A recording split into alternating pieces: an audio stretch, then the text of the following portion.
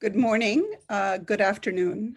I'm Katherine Marshall again, and today we are winding up what has been a very exciting week, focused on major issues facing the global community as we move towards the summit for the G20, and before that, the G20 Interfaith Forum, which will take place in October.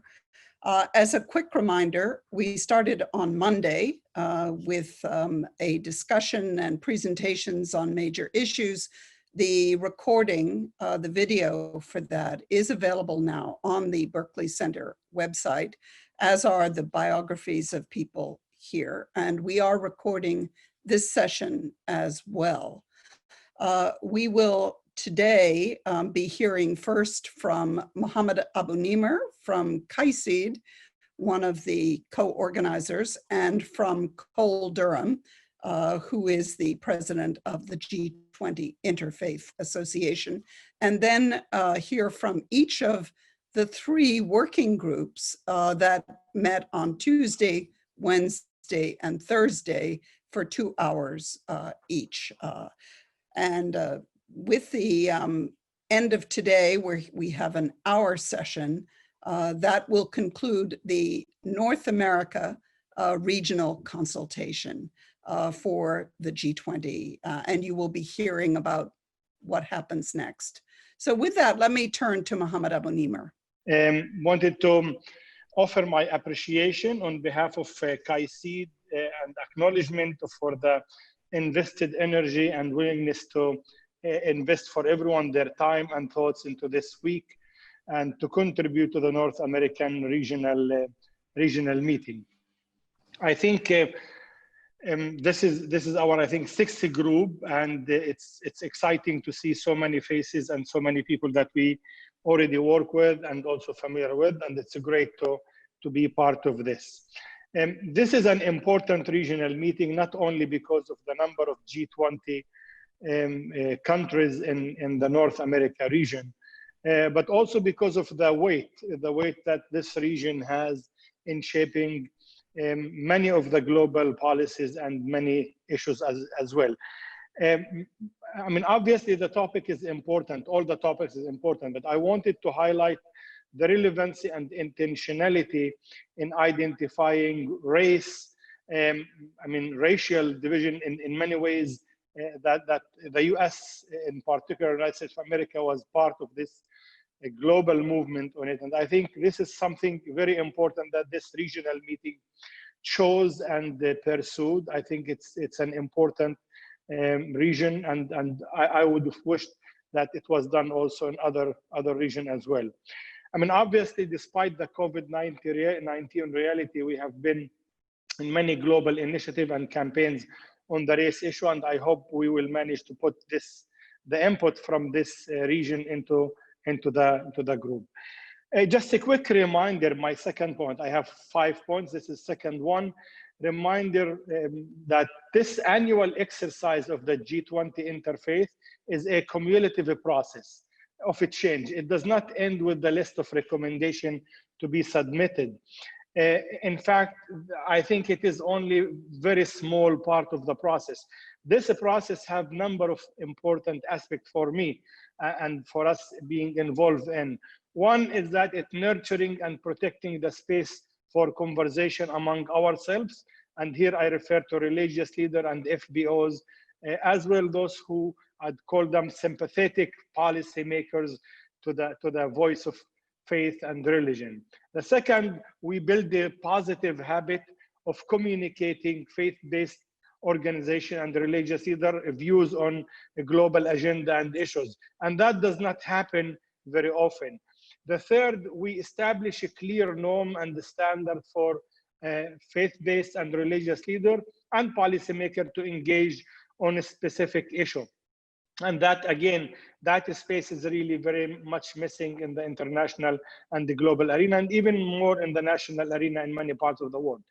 Number four, we sensitizing policymakers to the importance of delinking religion from stereotypes and misperception that religion is exclusively the cause of violence, exclusively the cause of exclusion, and even backwardness, I have heard sometimes.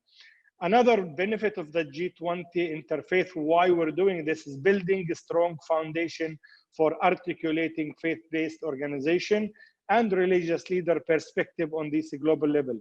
We do not have database archive, but now, having done this for 4, 5, 6 years, I think we're building this important archive to do this. So third point, we really need to be patient and persistent in making our points direct and clear to the policymaker. Even if we do not immediately see the results, we know from this line of work, peace building, social change, interfaith, that the shift or such shift in perception and policies require even, I dare to say, more than one generation for good constructive engagement. And my fourth point, really very simple, has to do with we need to continue in these efforts of engaging policymaker who has become even more clear and having more participated in the 5 regional. I've noticed that from Africa to the Arab region, to the European, and now to the American, and to the also Latin American, the one in Argentina, we all globally as actors across faith community struggle with articulating the clear objectives, the clear messages, concrete messages and recommendation. Everyone struggle with that. Second, we really struggle from often circulating within the same group of faith follower and professional follower, I call them. So we tend to see the input limited to those who share similar perspective. We avoid the political and controversial topic that have ideological polarization, and we tend to look at the language of harmony and peace. And that discourse is certainly unifying and makes us feel good, but it really also tends to prevent such groups from confronting the current and painful issues. I noticed that even on the issue of race in the US, or on the issue of other environment, a number of issues that we've discussed in the different region. The asymmetric power relation is another challenge we have with the faith-based organization and religious leader. When we speak to policy in the policy circle that dictates and shape the influence of the engagement, our engagement is in a way religious voice tend to appeal from below to those who are higher and seen as higher. I've seen so many religious leaders speaking from this in many ways weaker point, except of course those who take the prophetic tone or the mandate. And finally here, the religious and FPO's institution, that's clear across all region, and I think in a number of ways also in the US was clear, or in the North region, North America region, including Argentina. The religious and faith-based organization institution have little resources invested in the policy engagement process. It doesn't mean they do not have the resources. It means that intentionally or unintentionally, or most likely intentionally in such a scale, they do not put as much, or we do not put as much resources into it. And this means that our engagement with it is really in a crisis mode operation. When something wrong happens, we in the faith-based community jump and say, here is what we think about it, as opposed to more systematic and long-term. I will stop here and say, these are some of the points that I've seen also in North America, but most of all, I wanted to thank Katherine and the Berkley Center for pulling us all together throughout those 4 days and for making this space possible to generate such a rich discussion. Thank you, Katherine. Back to you. And thank you, Mohammed. And let's turn now immediately to Durham. Well, thank you, Mohammed. I want to underscore what you've just said and certainly emphasize that I agree with those points. I thought they were very thoughtful and very helpful. I want to echo word of thanksgiving to our partners, to the G20 Interfaith Forum, and as we prepare for the G20 Interfaith Forum in Saudi Arabia, partners notably KAICHID, the UN Alliance of Civilizations, the National Committee for Interfaith and Intercultural Dialogue in the Kingdom of Saudi Arabia. And of course, we owe particular thanks to Katherine Marshall, the Berkley Center, who is hosting this event, and for the great team that is working with her and making this possible for us all. I think this has been an impressive week, as we expected it to be. The North America, as Mohammed just said, has a particular weight in the G20 process, and there is a lot of expertise that is gathered in this area. So I think this has been a particularly fruitful area, and I think the topics chosen, the refugees, the COVID crisis itself, and racism, have been really fruitful things to think about. In each of these, we were able to raise a number of issues that deserve further focus, and the challenge will be taking the ideas we have discussed to the next level. And I'd say that in two ways. First, as a practical matter, we will be working to develop over the next month some more focused policy recommendations in each of these areas. I think our discussions here have been extremely helpful in identifying areas of focus that we need to work with. And second, I am increasingly convinced that in addition to coming up with recommendations that can be passed on to global leaders at the level of the G20 summit, one of the most important things that happens in this process is bringing, I like the phrase, the friendly policymakers, religion-friendly policymakers, other experts together, but people who really understand the magnitude of those who are involved with religion, and the number of the kind of insights that they can bring, and also the on-the-ground ability to do things. And I think part of this process forces us to come together to think of ways we can work together in harmony, but also to think about some of the harder issues. So I think we need to think more about those kinds of things. I think I should let everyone know that details are emerging. As many of you would know, we've been wrestling and uncertain whether we would be able to hold a physical meeting in Riyadh or whether this would be online. We learned conclusively today that it's going to be online. And that, of course, has advantages, disadvantages. Just for your calendars, this will now happen over 5 days, beginning Tuesday, October 13th, and continuing for 5 days with the final session on Saturday, October 17th. There will be plenary sessions each day, scheduled as at this point at 4 p.m. Saudi Arabian time, which is 8 a.m. in the morning on each day, Washington time. A little harder for me in Utah, where it's 6 a.m., but we'll live with that. But this, given how global this is, that time frame will make it possible to reach most time zones in the world. The plenary sessions will be followed each day by 2 or 3 focused working groups. We already have a list of very distinguished experts.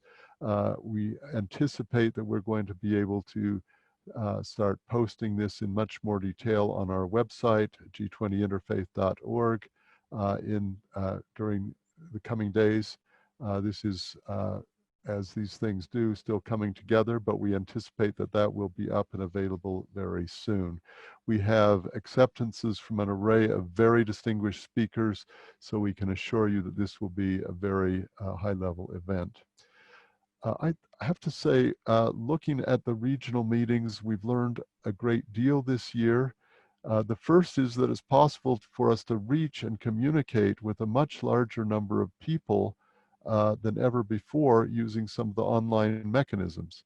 There are, of course, trade-offs, but we've we've learned some important things.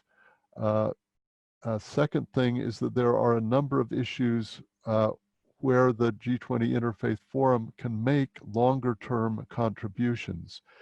In the past, we have tended to focus on one major event each year, coordinated with and preceding the G20 Interfaith Summit, or the G20 Summit itself.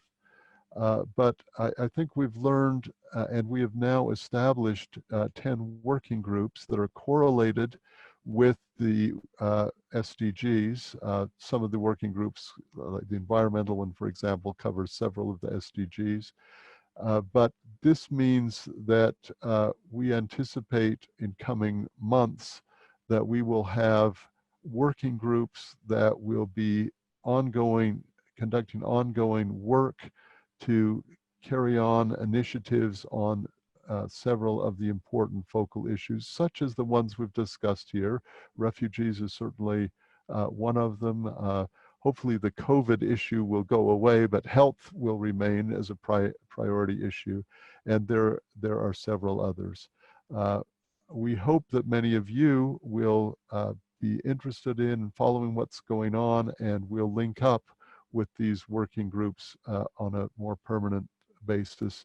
If you're interested, you can communicate immediately with our secretariat at secretariat@g20interfaith.org. And in the coming days, we will also have information for each of the working groups, how you can communicate with those. I think that just looking back on this week, I'm conscious that we've seen some very helpful kinds of things. I think in particular of a couple of issues.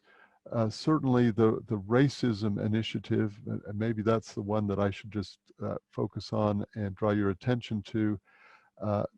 This was interesting because it allowed some interaction between our working group structures and thinking about the larger issue of racism. And I think it was important to see this as something that's not just one issue among others, but as an issue that affects all areas of our work. This was symbolically evident in the structure of the meeting on Thursday, because we had people from several of the working groups commenting on how racism affects each of those areas. But I think that more than that, that will contribute, among other things, to a statement that's being formulated and will be, I think, finalized in the coming week. It will be up on our website. But this is an example of two things. It's an example of the way we've been able to move quickly to realize a really current critical issue, to take it forward, and to link it up with some of the other work that we've been doing. And I think that's the kind of thing that we need to do across the board in many areas. Let me stop there. I want to congratulate and thank everyone who's been involved this week. I think it's been very helpful, and I look forward to carrying forward the various recommendations and ideas that have come out of this week. Thanks to all. Thank you very much, Cole. And we'll come back at the end on exactly what's going to happen next, what the next steps are. My colleague David Hollenbach, who is immersed in the refugee issues, could not be with us today, nor could he join the working group. So I'm going to give a very brief summary of some of the issues on the refugee challenge, and then go on to the other two topics. David Hollenbach emphasizes, whenever he discusses the issue of refugees, the depth of the theological commitments that are behind the very broad concern of religious communities historically, but also very much today, with the plight of both refugees, and we need to emphasize very strongly the internally displaced peoples who are so often neglected in the discussions about refugees. So that first point is the moral issue, which also came up as a contrast to the interests that drive the G20 powers and others as they reflect on the challenges for refugees. In other words, does one focus on the potential for serious harm if refugee issues are neglected, for security, on drain on the economy, or does one focus on these basic issues of humanity and responsibility that we see as so vital? So I think this balancing of these deeply felt, deeply studied, deeply articulated principles that underlie focus on refugee issues with the very pragmatic issues that go behind funding decisions and other allocations. A second issue that came up in many settings was the focus on children. The importance of keeping an eye on children, whether it's at the southern border of the United States, but also in other parts of the world, that this is one of the great tragedies of the enormous numbers, the 80 million people who are in forced migration situations today. A third point that came up very strongly was this sense of urgency, that even in the midst of the COVID crisis, which in many ways is making the refugee situation worse for many different reasons, the physical constraints, the restrictions on funding, the weakness of efforts to address the underlying problems, that this is an urgent issue described by some as a time bomb. And this applies in North America very much on the southern border, in Central America, where people are coming to the United States or seeking to do so, but also some of the communities within the United States where the attention has been lost. And this comes to the sharp drop in the numbers of refugees resettled in the United States in recent years, and the lost opportunities, the lost mercy, the lost care that represents.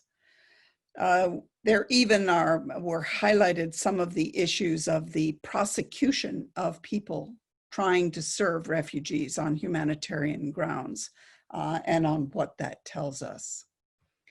On the faith, so what's faith got to do with it, which is always the question that we're looking at. It comes in many diverse ways.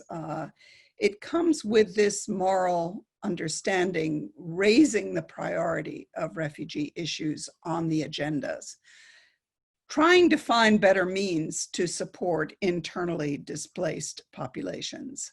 That is a commonly shared moral obligation, a duty, a responsibility for compassion and care, as well as attention to basic standards, including human rights standards. Private communities are involved in many ways: churches, organizations, Jesuit refugee services, many others. But also governments are critically important. And I think this brought us very much to the issue of what is behind the causes of the increases and the persistence of these refugee challenges, that many refugees have spent a full generation in limbo, in refugee camps, in internally displaced situations, because the basic causes that have led them to flee have not been resolved. And we were reminded quite often that people do not flee lightly, that it's only when facing the mouth of the shark that people will move away. So We focused on the many confluences of interests and the confluences of opportunities that the refugee challenge represents. We'll be circulating to those who are interested, and we'll be trying to elicit specific comments from many of you, a brief that also highlights the framing of recommendations to the G20 leaders when they meet in November. And many of these thoughts and ideas are echoed in the other regional meetings, but also in the broad overview. And one of the striking things about the discussion of refugee issues was that it kept straying across the world, that it was not simply confined to North America, with, I think, a very deep recognition that these are human challenges, but they are also challenges that face all nations, no matter what their borders are, and that finding collective common solutions, both to these issues of values and norms, but also to the practical side, is immensely important. So with that, I will turn over to Olivia Wilkinson, who was leading and focusing on the group that dealt with the implications of the COVID-19 crisis. Olivia. Thank you very much, Katherine. Hello, everyone. My name is Olivia Wilkinson. I'm the Director of Research at the Joint Learning Initiative on Faith and Local Communities. And with Ruth Messenger this week, Ambassador at AJWS, we've been leading some of the discussion on faith and COVID. So in the working group session we had on Wednesday, we had quite a lively discussion. I want to thank everyone that participated, and of course extending my thanks to Katherine and Ruth and everyone at the Berkley Center who've been organizing the process this week. So I'm going to try to give an overview of what we talked about and what we collectively thought we should take forward. It's been quite a challenge to bring some of these threads together, but I hope I can do some justice to it. I'd like to start with something actually I'm borrowing from Mohammed El-Sanusi, who really summed up some points about what religious communities have been doing to respond to COVID. And he stated that religious communities have experience, that they're innovative, and that they're collaborative. And that we saw later on in the discussion as well that in fact, many religious communities, although we do hear stories of those outliers who are not following public health rules and restrictions and recommendations at the moment, that we must have an awareness that most faith communities are going along with these recommendations and providing what we might call essential services to many of the communities around them. So going into this point on social services, we saw quite a lot of discussion around that. Reverend Leah Daughtry said, faith communities are stepping into a gap that the government has left around these provisions of social services. A lot of the work that religious communities are undertaking include meals, providing meals, food banks, for example, or arranging PPE supplies, amongst a range of other services. And some of the services that also came up are the rights of clergy to visit people in hospitals, conduct funeral services, and the spiritual services and pastoral services that surround religious communities' work.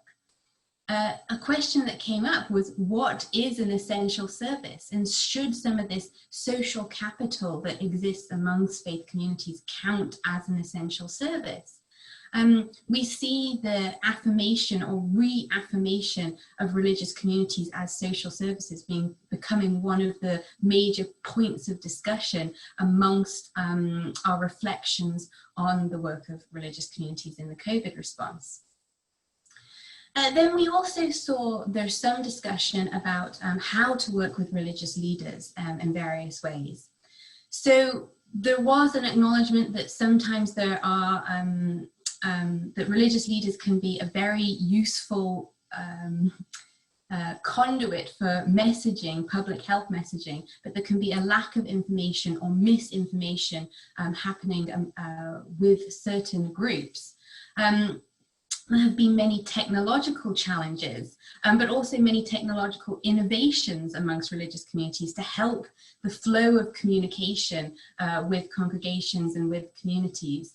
And there's been a recognition that young people within religious communities are stepping up to help overcome some of those digital divides as well.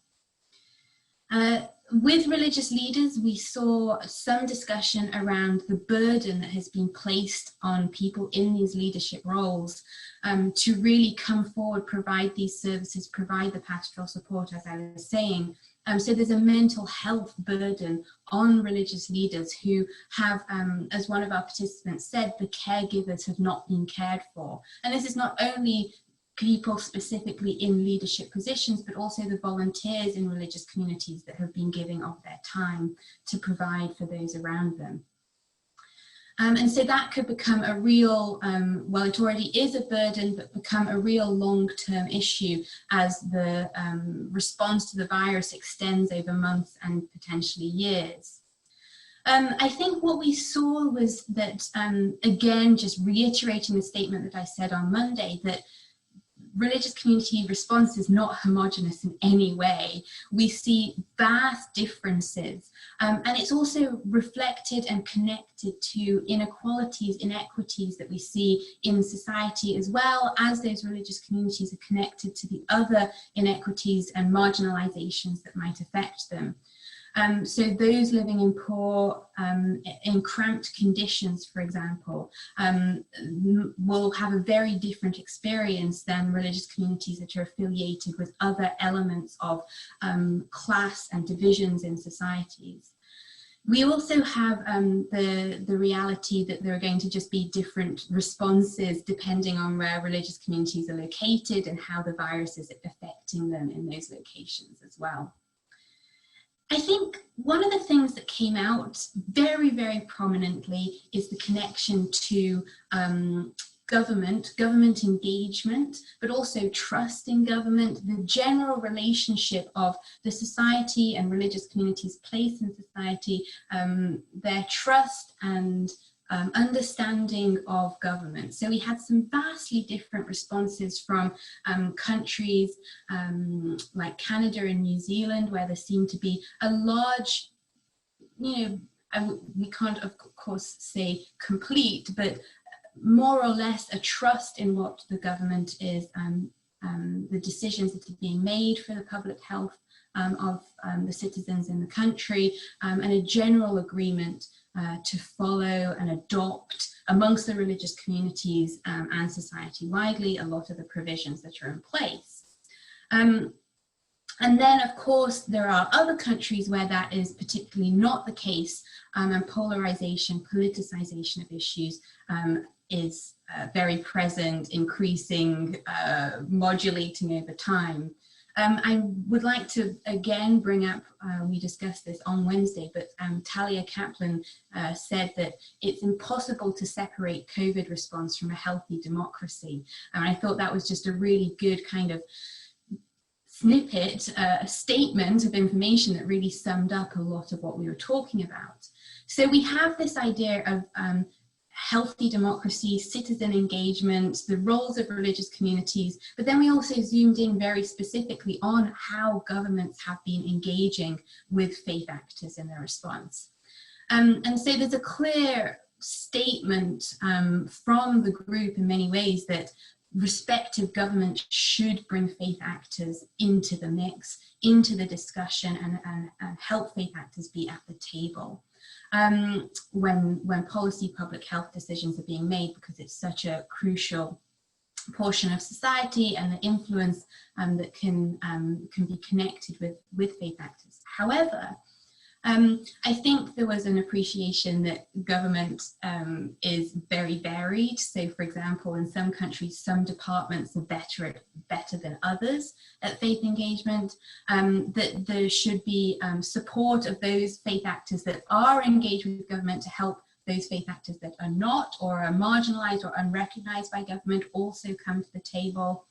Some governments have monthly meetings with faith actors. Some governments do have none. There was also recognition that there had perhaps been an initial rush to faith actor engagement amongst the public health response that then faded over time, so that we have a fear or a recognition that that was quite an instrumentalizing approach to faith engagement in the initial element of the initial time period of the response. But overall, this reflection of incredibly uneven engagement that's happening across different countries and experiences. And each group is defined by the parameters of their country. The politicization of some of the public health issues was also clear, and the intricacies around framing this as debates connected to religious freedom and re-emphasizing the ability to reaffirm the rights of religious freedom for all also came up as part of this. Without getting into a whole nother debate around that, I will, if you'll excuse me, I know I'm probably running out of time, move on to what we saw as some of the recommendations. Now, a big area that I haven't discussed yet is vaccination. And we really saw that there was a call amongst participants for recognizing vaccination, a public good vaccine, as someone mentioned. So the questions come up around who gets it, when, and how.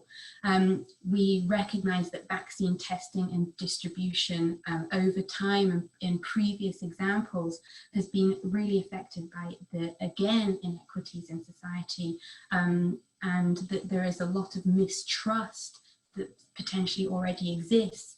But also we heard some statements affirming that, you know, religious communities that have been categorized as anti-vaccination might not be so strongly anti-vaccination as it seems, and that they've been portrayed. And so there really is the ability to still work in environments that may seem extremely anti-vaccine, actually to work with communities and work with religious leaders to increase awareness there. And we've also heard about disruption of logistics for medications and how that might impact vaccination. And remember that this can also be linked to elements of disruption around food security as well for people, and that hunger has been a big part of how faith communities are responding. But the logistics element of vaccination, food, some of these essential things that are going to be coming up has been an issue. So religious leaders, people within leadership positions, people who are trusted within religious communities are going to be crucial in awareness around vaccination in the coming months. And if governments recognize and engage consistently and meaningfully with faith actors, there can be a good and positive interaction going forward. Of course, it's an if. So the intersection of government engagement and vaccination kind of came up as potentially an area of debate and interest going forward. So demonstrating the benefit and worth of engaging with religious communities, particularly those who are underrepresented and marginalized, for vaccination as a specific issue, but all these other social services we've seen is going to be an area of particular import going forward. I'm sure I'm over my time, so I'm going to stop there. Thanks. Unfortunately, we don't have much time, but you give us a taste of the richness of the discussion and of the ideas. Let me turn now to Ganoune Diop, who's leading a continuing working group, but who also led the discussion yesterday on the enormously important and complex issues around race. Thank you very much, Katherine. I would like to, if I were to give a title to these concluding remarks relating to race and racism, I will entitle it One Humanity, One Human Family. The overarching, undergirding, and even root cause of the predicament of racism is the stubborn refusal to embrace the reality of one humanity, actually one human race. The concept of one humanity in all solidarity and justice is found In most religious traditions, however, adherents to these religious traditions struggle to embody this deep common humanity and ancestry, actually, in how to relate to others who are different or who believe differently. The international community has rallied around key principles expressed as the 3 pillars of the United Nations: peace and security, justice and development, and human rights. The latter being subdivided actually into 3 pillars: individual liberty, personal equality, and life in dignity. There seems to be a consensus, at least at a theoretical level. The challenges of personal equality and justice and equity are today brought to the fore because of the scourge of racism. Now, in this concluding session, I would like to focus on the way forward towards a post-racial global order. It may at times sound aspirational, but as an old wise person intimated, I quote from the book of Proverbs, "Without a vision, people perish." I mentioned earlier that, during the week, that the problems, the evil, and the sin of racism are multifaceted. So must be the solutions. The abolition or end of racism can only be achieved and its toxic, nefarious, and harmful effects neutralized or mitigated when addressed from comprehensive perspectives. So at systemic and structural levels, laws in place to perpetuate racism must be changed and rulings to make racism unlawful put in place. The fossilized systems of domination and economic control established since colonial times must be dismantled and reconfigured in all equity. It may be also that new amendments to constitutions may be one of the best ways to design a new trajectory in human consciousness about the necessity to welcome and embrace the dignity of every human person.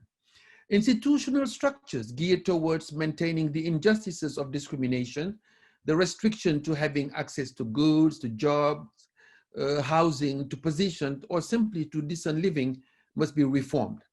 Now, of course, this will necessitate a further mobilization, and as I mentioned during the week, beyond the streets to chambers of law, of lawmakers rather, to restore equity and fairness.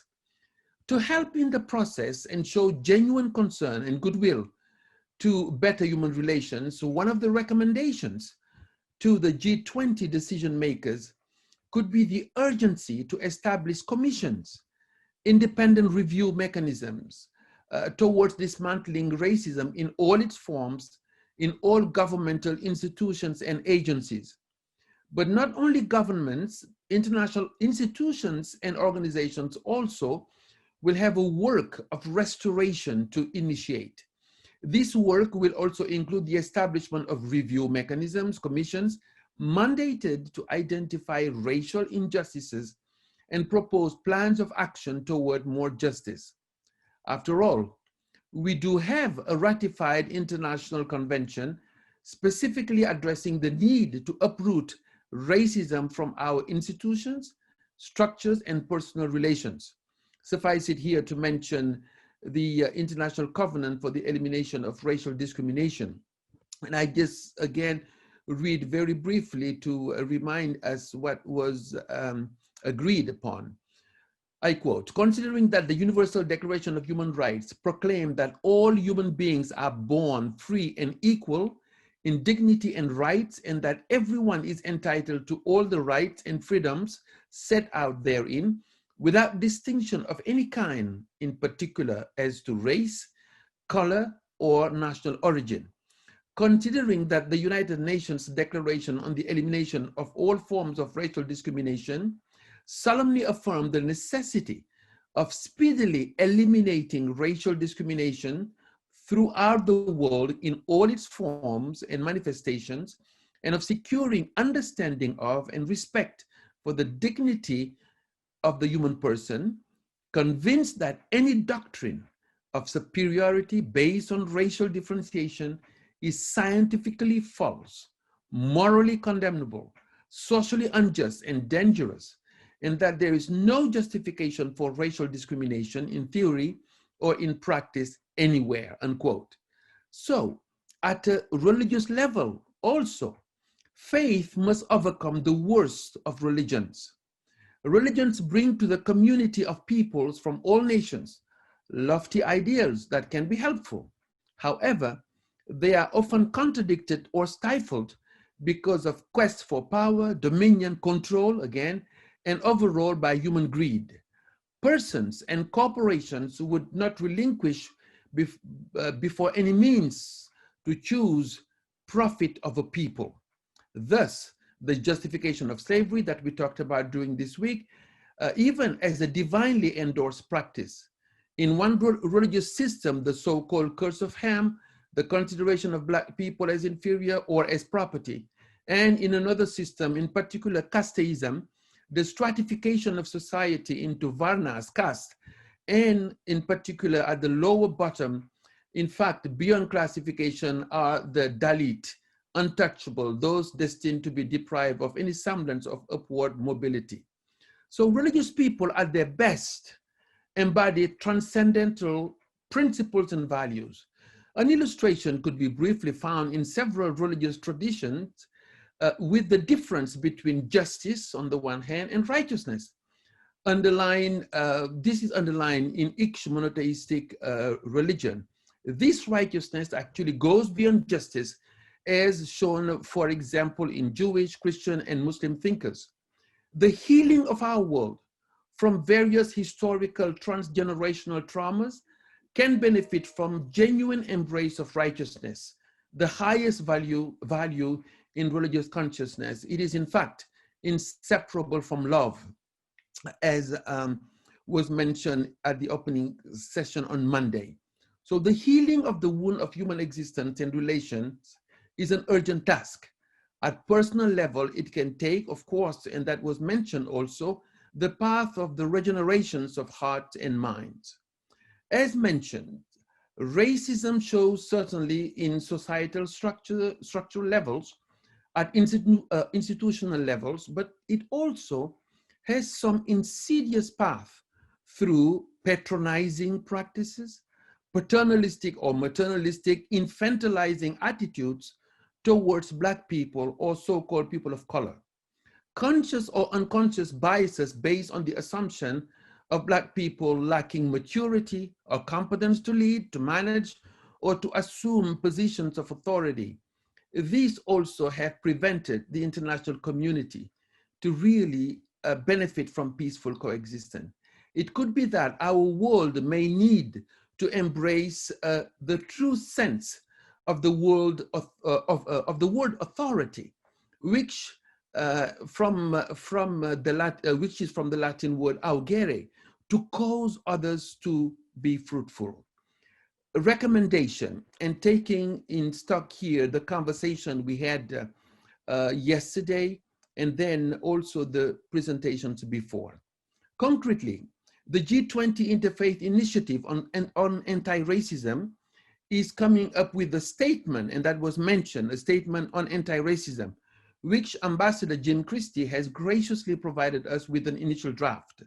This draft lays the foundation of the moral motivation of the participants in the G20 Interfaith Forum's commitment to connect faith and policies for the benefit of all people anywhere, and especially the victims of global greed.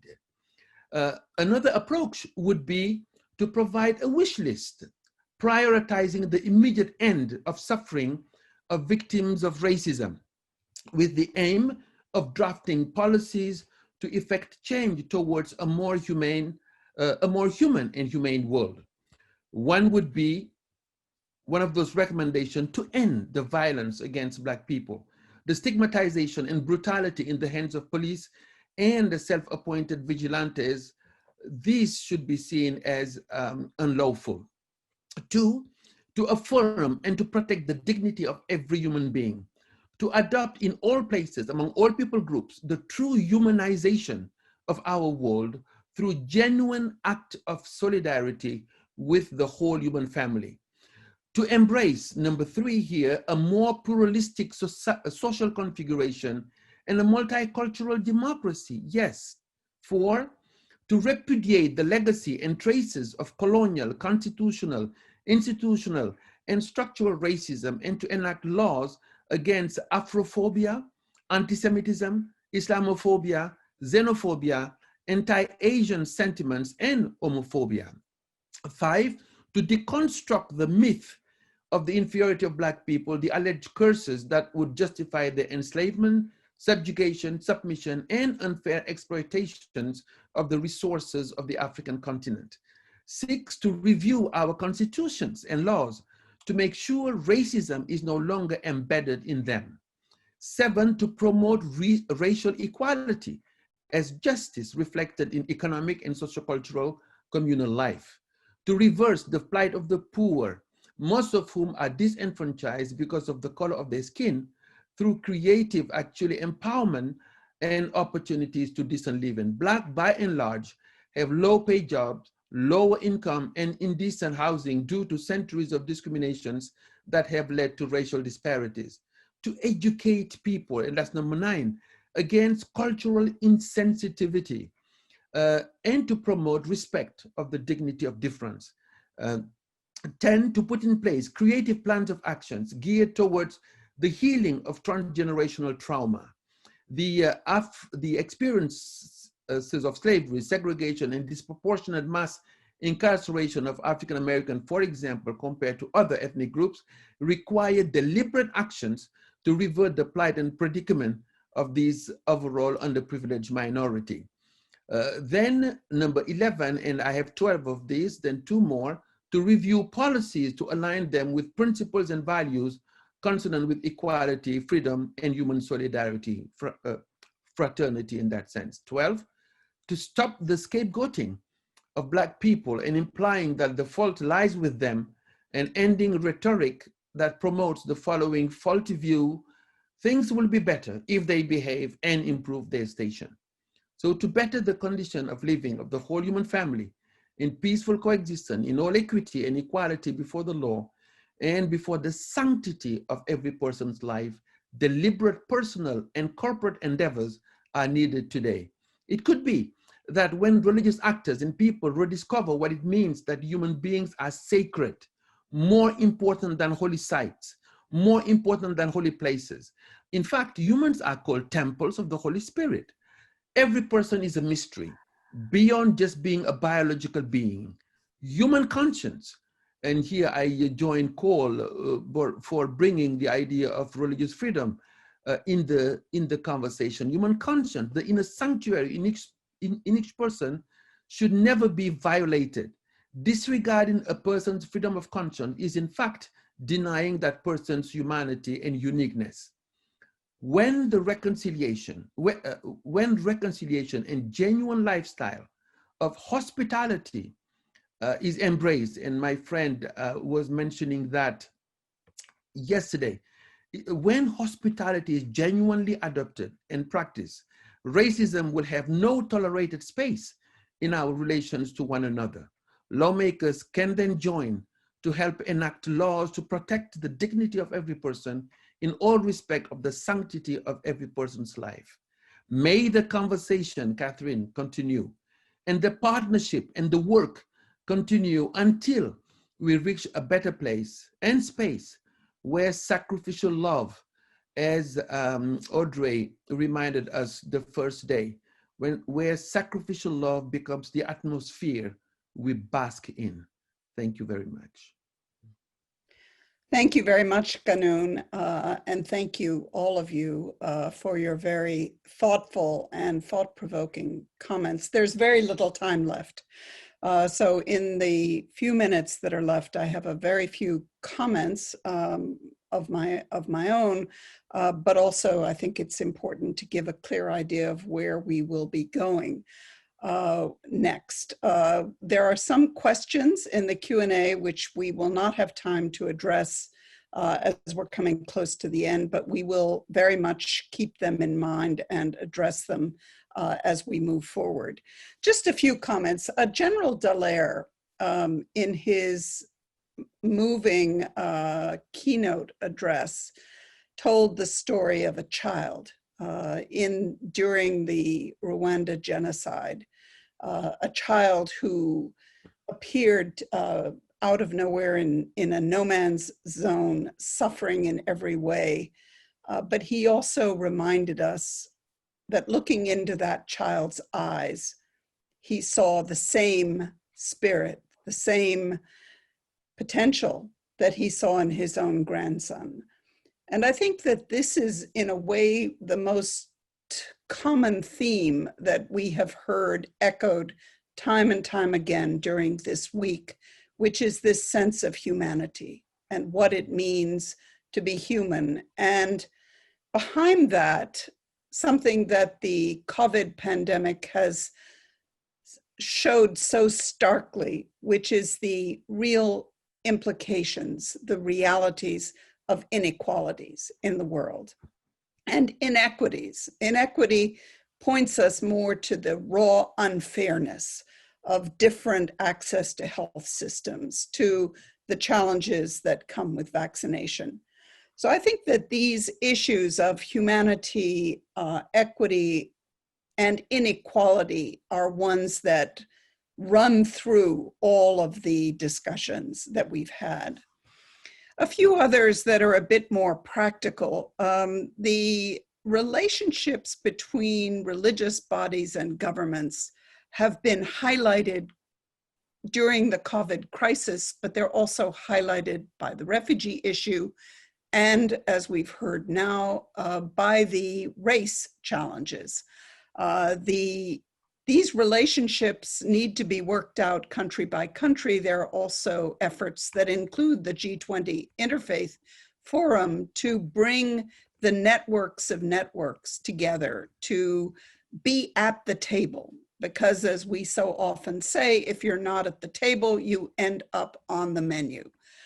You're the subject and not a participant. So this question of the relationships, whether it's religious freedom, the implications of human rights, the education strategies, finding ways to reach those who are left behind, to deal with minorities that are persecuted, to deal with the dangers of scapegoating and discrimination, which we're seeing in different parts of the world. So I think that the discussions here have led us to focus in many different ways on these relationships between governments and religious bodies of many kinds. A third issue that I think was pointed out is that one of our objectives as the Interfaith Forum, apart from responding in pragmatic, often incremental ways, is to highlight the prophetic voice, as we call it, looking to the future. And we've heard so often that build back the same is completely unsatisfactory, that build back better is fine, but not fully reflective of the challenge, that we really need, as we're challenged now, to look beyond the norms, beyond the simple reforms and traditions into something much broader. So I have a lot more ideas. I'm so much struck by the wonderful discussions we've had this week. So simply to summarize, we will have the recording of this session as well as of the first session available on the website. We're preparing an event summary that will be a document that will also be on the website. But perhaps even more, we will be looking to the lengthy discussions that we've had and the side discussions and the chat and the questions to something that will help us to formulate more detailed briefs that will contribute to the process of coming up with recommendations that will be presented first to the Interfaith Forum discussion, which will be in October, as Cole said, from the 13th to the 17th, and that will find their way also in different ways to the G20 leaders, including the ministerials, the other engagement groups, and remember that they are focusing very much on the November meeting. We also are looking very much to the 2021 G20 chaired by Italy. And there, I think one of the underlying themes that we take is that the G20 was established primarily to deal with economic matters. And clearly this year, issues of debt, of social protection will be very prominent in the discussions, as well as the vaccine issue. But as we look forward, we see the vital importance of the social issues. So many: education, universal health coverage, all of the other basic issues that go with human dignity. And those are the issues that we will commit ourselves to look towards as we move forward. So with that, I just offer my thanks to all of you and look forward to continuing the discussion.